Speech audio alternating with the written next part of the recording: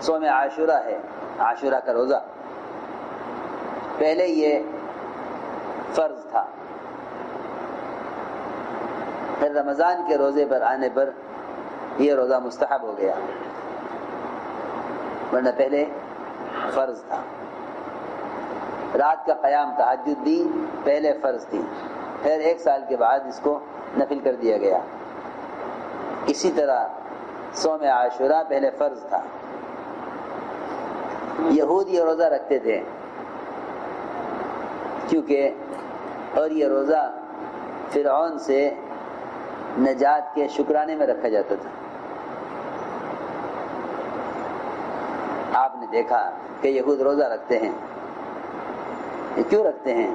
کہ یار ہم اس لیے روزہ رکھتے ہیں کہ اس مہینے میں اس دن ہمیں نجات ملی تھی فرعون سے، اس لیے بنی اسرائیل روزہ رکھتے تھے اس کے شکرانے میں۔ تو آپ نے فرمایا کہ ہاں یہ روزہ ہم بھی رکھیں گے، لیکن ہم یہود کی مخالفت کریں گے۔ صحابہ نے عرض کیا کہ یہود کی تو ہمیں مخالفت کرنی ہے، اس دن تو وہ روزہ رکھتے ہیں۔ فرمایا کہ اگر میں اگلے سال تک باقی رہ گیا تو میں 2 دن کا روزہ رکھوں گا، 9 کو بھی اور 10 کو بھی، اس لیے 2 روزے رکھنے چاہیے، 9-10 رکھو یا 10-11 کا روزہ رکھو، 9-10 یا 10-11۔ ابتدا ہوئی ہے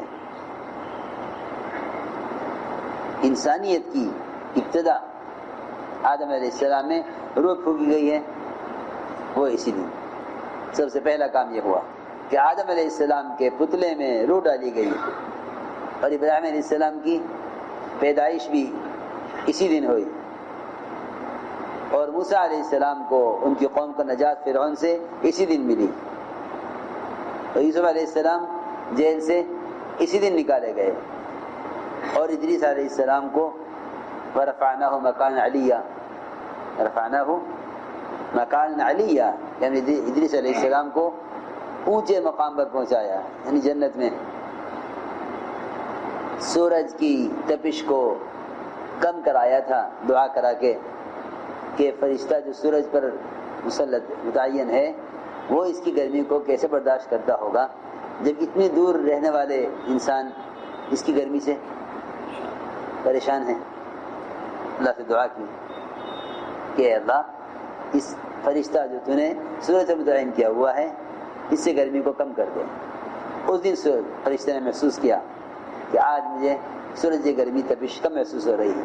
اللہ سے پوچھا، اللہ نے فرمایا کہ ہاں ہمارا ایک بندہ ہے جسے تیرے لیے یہ دعا کی تھی، ہم نے اس کی دعا پر تیرے لیے سورج کی گرمی کو کم کر دیا۔ کون بندہ ہے وہ؟ کہ وہ ادریس ہے کہ اللہ جب اس نے میرے لیے یہ کیا ہے تو کیا میں اس کی ملاقات نہ کروں؟ کہ ہاں ضرور مل گیا ہو۔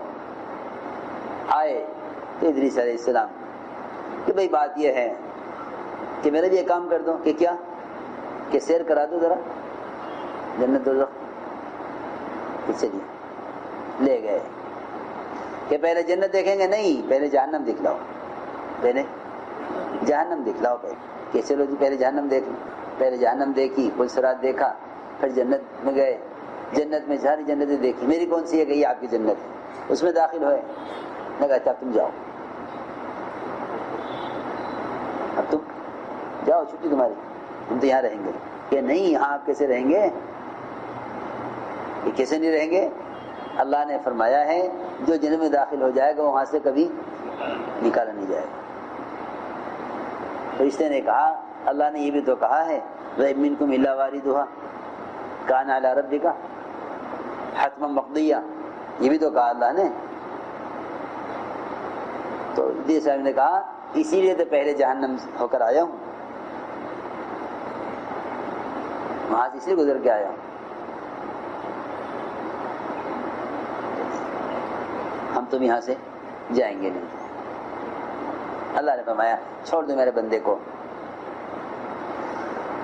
وَرَفَعْنَاهُ مَكَانًا عَلِيًّا، ادریس علیہ السلام اسی دن جنت میں داخل کیے گئے، اور نوح علیہ السلام کی کشتی جودی پہاڑ پر اسی دن آ کر رکی، یونس علیہ السلام مچھلی کے پیٹ سے اسی دن باہر پھینکے گئے، اور موسیٰ علیہ السلام پر توریت اسی دن نازل کی گئی، ابراہیم علیہ السلام کو آگ میں اسی دن ڈالا گیا، اور آدم علیہ السلام کی توبہ بھی اسی دن قبول ہوئی۔ اتنا کچھ اس مہینے میں کرنے کا ہے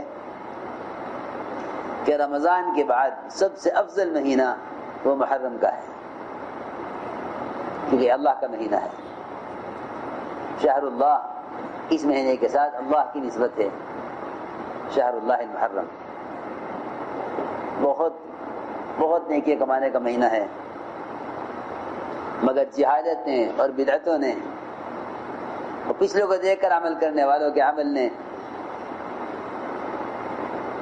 بجائے انفاق کے اسراف پر ڈال دیا، اور بجائے اتباع سنت کے بدعتوں پر ڈال دیا۔ یعقوب علیہ السلام کی بینائی بھی اسی دن واپس ہوئی، یعقوب علیہ السلام کی بینائی چلی گئی تھی۔ یوسف علیہ السلام کا کنویں سے بھی نکالا جانا اسی دن ہوا، اور ایوب علیہ السلام کو شفا بھی اسی دن ہوئی، داؤد علیہ السلام کی توبہ بھی اسی دن قبول ہوئی، اور سلیمان علیہ السلام کو سلطنت دی۔ کیا جو کچھ لینا ہے مہینے میں لے لو،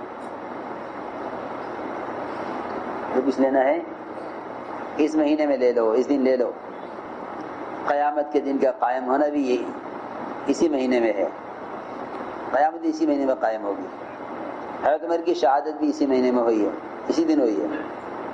بہرحال بہت سی چیزیں ہیں جو اس مہینے میں خاص طور پر پیش آئی ہیں، تو اہتمام کریں ساتھی روزہ رکھنے کا۔